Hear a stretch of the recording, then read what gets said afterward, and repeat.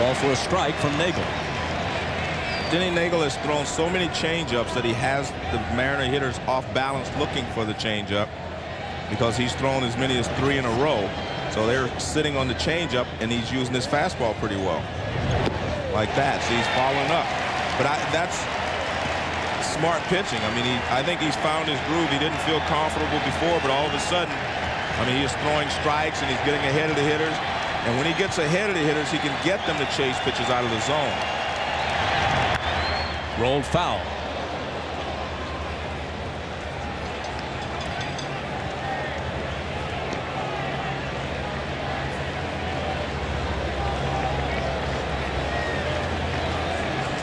Game 2 is an afternoon game starting just after 4 o'clock in New York. Left-hander John Halama will go for Seattle, and El Duque Orlando Hernandez for the Yanks. The 0-2 pitch wasted outside. Seattle is without the veteran left-hander Jamie Moyer, who has been very effective for them. Fluke situation, a simulated game. He got hit on the kneecap with a line drive. Wound up with a fractured kneecap. He's out for the postseason no matter how deep they go. 2-2. And it was really a freak accident because it was the last pitch he was going to throw in the simulated game, and he was hit by Chris Widger, who is a right-handed hitter, and he was batting left-handed to simulate the Yankee lineup. And he hit it off of his shin, off of his knee, and he's going to be out, he said, for the postseason. There he is, reduced to a spectator.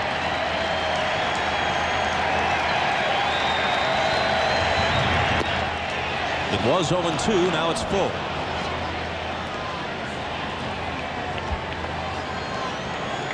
Almost certainly Moyer would have started one of the first 2 games. You want to use a lefty here at Yankee Stadium.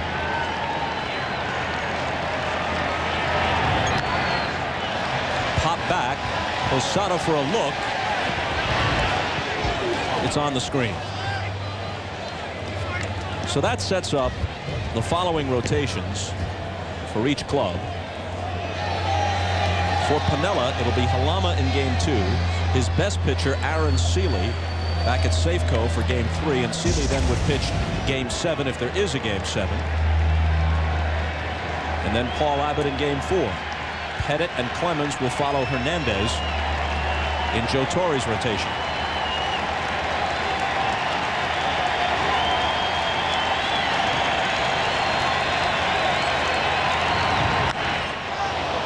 High fly ball to fairly deep left center field. Bernie Williams going back to the track, and he's got it.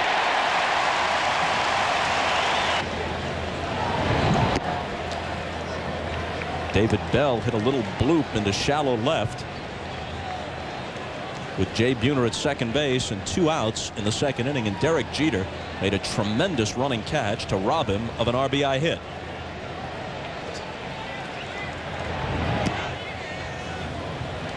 2-0 the count. And there you're looking at a kinder and gentler Lou Piniella. Here's a guy that would explode at any moment. He was under a lot of pressure, a lot of stress. He's more relaxed. His players said that they love playing for him now because he's matured a little bit. He's a lot better to work for now than he was before. And the umpires see that as well. 3-0. Well, Lou is 57 now. He was influenced, he says, by Billy Martin, playing for Billy and then managing the Yankees. In fact, replacing Billy after one of Billy's tours of duty in the late 80s. And he was always a fiery player, so all that carried over as a manager. 3-1.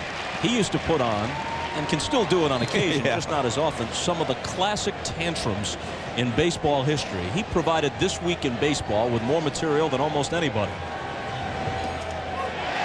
Bell thought he had the walk, but Hirschbeck says Nagel got the corner, full count. But the players always felt he put added pressure on them. We'll take a look at this fastball on the inside corner for strike 2. But they always felt the pressure. They always felt that they made a mistake that he might explode on them at any time. And when you play under that type of pressure, you're going to make more mistakes. The 3-2. Popped into shallow left. Justice with an easy play. So Nagel has gone full on the first 2 hitters in the 5th, but retired them both. McLemore. Foul to the seats.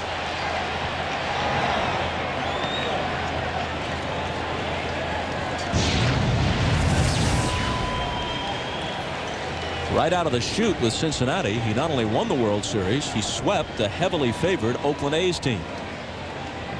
And he's made the playoffs 3 times with Seattle.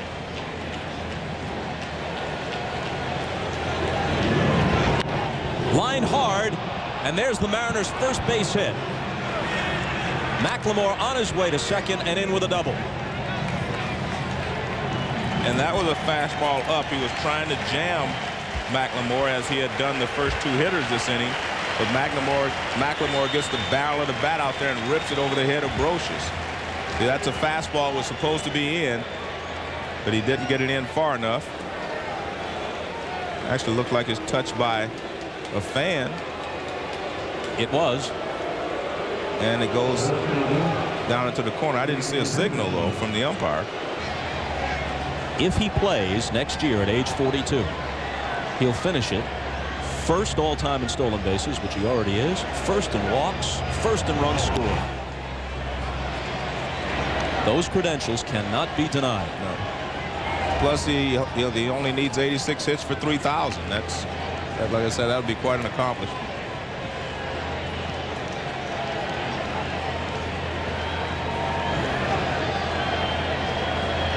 Each team with only 1 hit. Seattle with a chance to break through here in the 5th.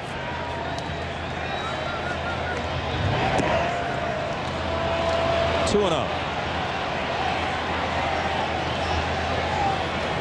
You can see Denny Nagel looking in at Posada is like Posada was looking for some other pitch. Then he threw a changeup. Posada looked like he had set up inside for a fastball.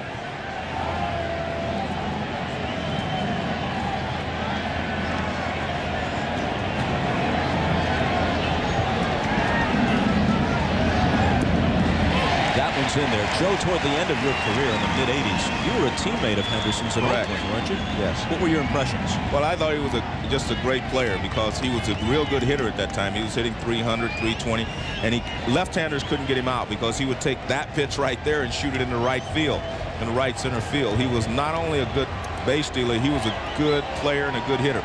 He won Gold Gloves. He was an excellent player. The 2-1. Fouled off, and he had that, and I mean this in the best sense, that base stealer's arrogance. Right. He would take a game over. Well, you have to be arrogant if you're going to be a top base stealer. You have to be able to say to them, you can't stop me if I want to go. That's why I was really surprised at what happened in the first inning.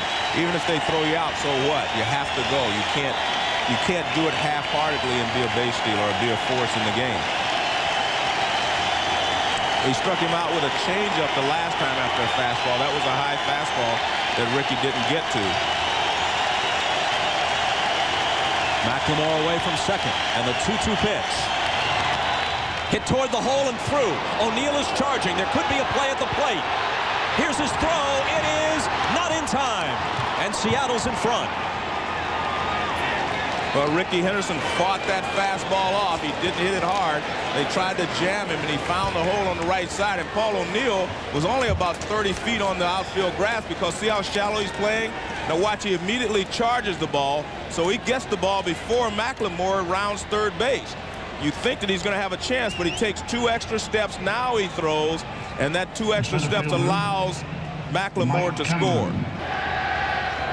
Well, Rickey was going there, and he did not time it right, so he had to stop. I think he was going to take off, and I think I was going to say a smart play for him would be just to take off now on that first pitch, because there was a lot of things on Nagel's mind then. He was thinking, I shouldn't have thrown Rickey another fastball. I struck him out with a changeup. I should have done that. And then all of a sudden he's got to throw another pitch.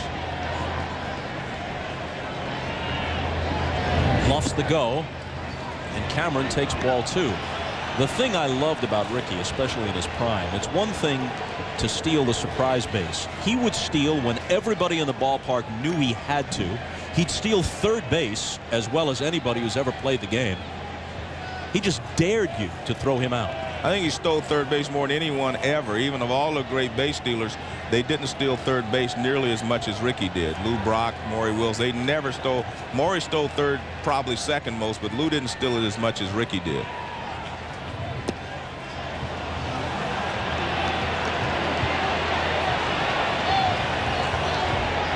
Now Nagel is behind Cameron 3-0 with Rodriguez on deck.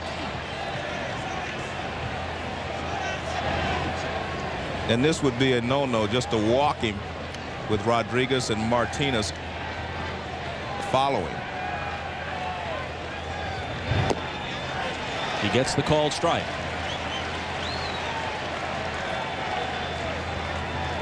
It's another situation where you may see Lou Piniella send Rickey Henderson from first base just to open up a hole if Rickey's ankle is okay.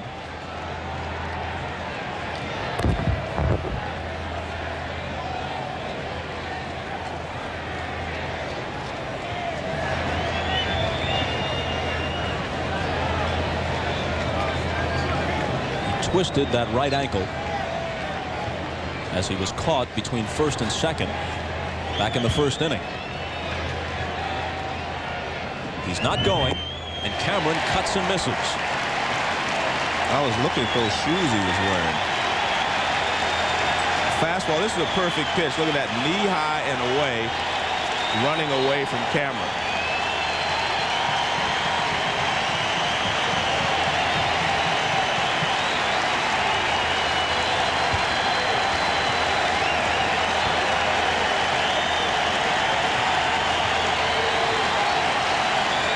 With 2 out on the 3-2 pitch, there he goes, and Cameron lofts one down the right field line into foul territory and out of play. And Rickey had the same kind of a break there, 3-2, that he had in the first inning. Well, it's more of a jog than a sprint, so maybe his ankle is bothering him. See, this is more of a jog than a sprint.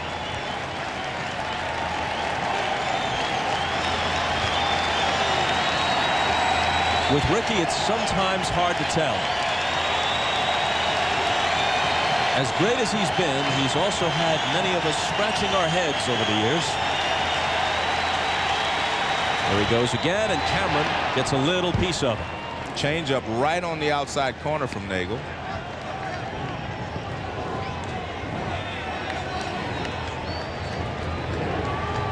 Another great pitch, change up, and it's right on the outside corner. Cameron does a good job just to foul it off. Nagel had Seattle no-hit through 4 2/3. Then with 2 out here in the 5th, McLemore laced the double to left. Henderson poked an RBI single to right.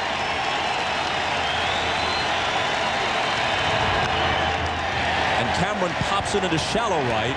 Soho back. He'll take it.